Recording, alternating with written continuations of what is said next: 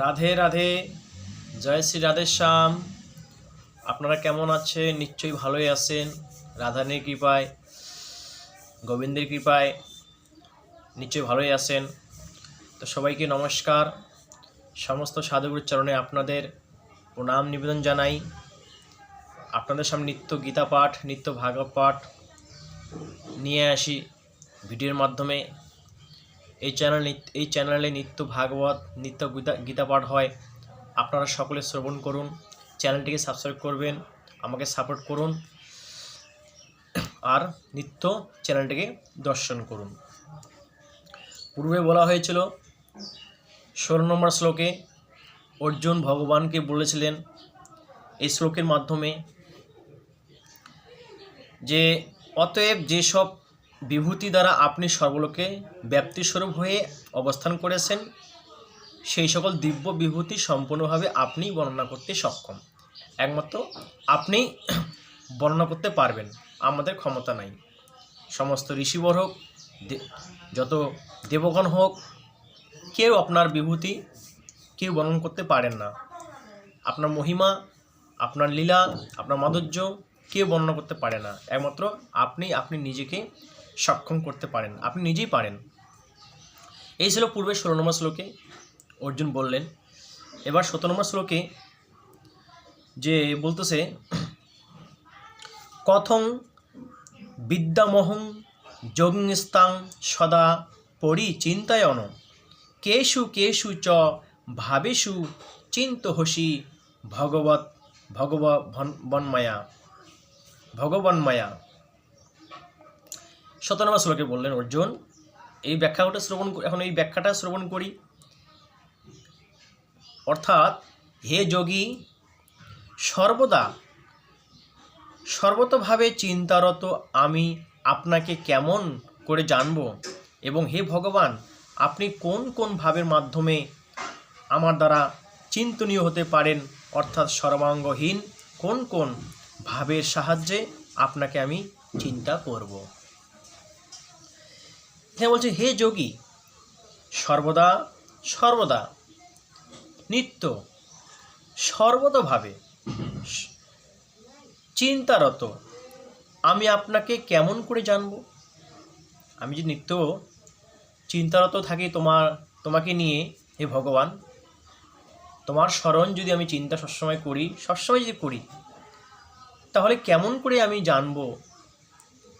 এবং হে ভগবান, আপনি কোন কোন ভাবের মাধ্যমে আমার দ্বারা চিন্তনীয় হতে পারেন, কোন কোন ভাবের দ্বারা, প্রেমের দ্বারা, সখ্য ভাবের দ্বারা, কোন কোন প্রেমের দ্বারা, কোন কোন ভাবের দ্বারা আপনি আমার চিন্তনীয় হতে পারেন, অর্থাৎ সর্বাঙ্গহীন কোন কোন ভাবের সাহায্যে আপনাকে আমি চিন্তা করব। এখানে অর্জুন জানতে চাচ্ছেন ভগবানের কাছে এখানে প্রশ্ন করলেন যে আপনাকে কি করে চিন্তারত করব, নিত্য কীভাবে চিন্তা করে তোমাকে জানবো হে ভগবান, আপনাকে কোন ভাবের দ্বারা চিন্তনীত হতে পারেন, এবং সর্বাঙ্গহীন কোন কোন ভাবে, এই সর্ব অঙ্গ দিয়ে কোন কোন ভাবের চিন্তা করব, তোমার সর্বাঙ্গ দিয়ে কোন কোন ভাবের আমি চিন্তা করব, তোমার স্বরূপকে চিন্তা করব, জানতে পারবো।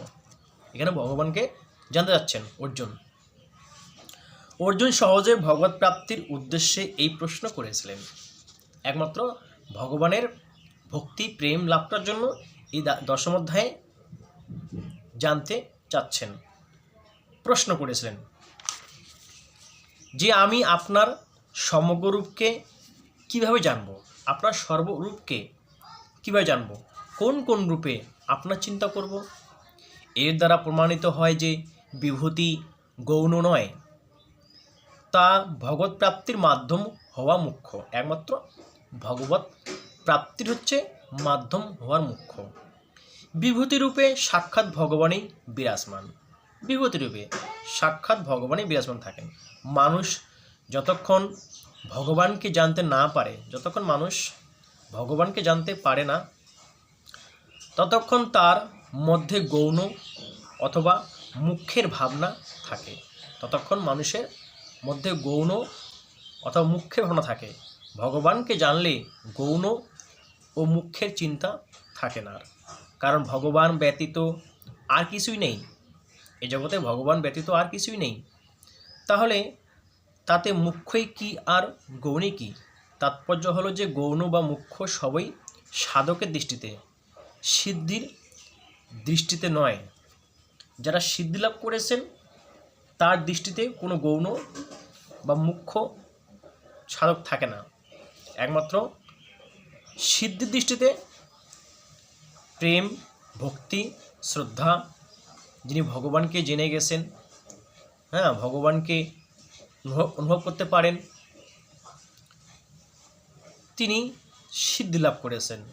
তাই যারা সিদ্ধি লাভ করেছেন, যারা উপরে পৌঁছে গেছেন, একদম উচ্চ স্তরে পৌঁছে গেছেন, তাদের কোনো আর সাধন মার্গ যদি নাও করে তাতে কোনো ভগবান সেটা অপরাধ নেন না। আর যারা এখনও সিদ্ধি লাভ করেননি তাদেরকে এই অভ্যাসের দ্বারায়, জ্ঞানের দ্বারায়, কর্মের দ্বারায়, ভগবানের সেবার দ্বারায় নিত্য এই উপাসনা করতে হবে, তবে সিদ্ধি লাভ হবে। কিন্তু যখন সিদ্ধি লাভ যে ব্যক্তি যখন যার হয়ে যায় তখন তার কাছে অনিয়ম নিয়ম হয়ে যায়, নিয়ম অনিয়ম হয়ে যায়। তার কাছে কোনো আর ভগবান, তার কোনো কর্ম, কোনো ভুল ত্রুটি ভগবান তখন দেখেন না, ভগবান সে অপরাধটা নেন না। তার জন্য সিদ্ধি লাভ করতে হবে। সিদ্ধি লাভ করলেই ভগবানকে লাভ করা যাবে। যতক্ষণ আমরা সিদ্ধি লাভ করবো না ততক্ষণ আমাদের এই গৌণ মুখ্য আমাদের থাকতে হবে, নিত্য অভ্যাস করতে হবে, নিত্য ভগবানের সেবা করতে হবে, রত হইতে হবে, তবেই তো সিদ্ধি লাভ করা যাবে। তা আজকে এটাই এখানে বুঝলাম।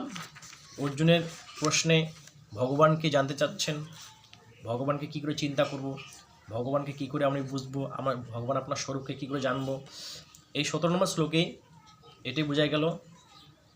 তা আমাদেরকে এই প্রশ্ন রাখতে হবে মনের মধ্যে, নিত্য আমাদেরকে প্রশ্ন রাখতে হবে, ভগবানকে আমরা কী করে লাভ করব, ভগবানকে কী করে আমরা জানতে পারবো।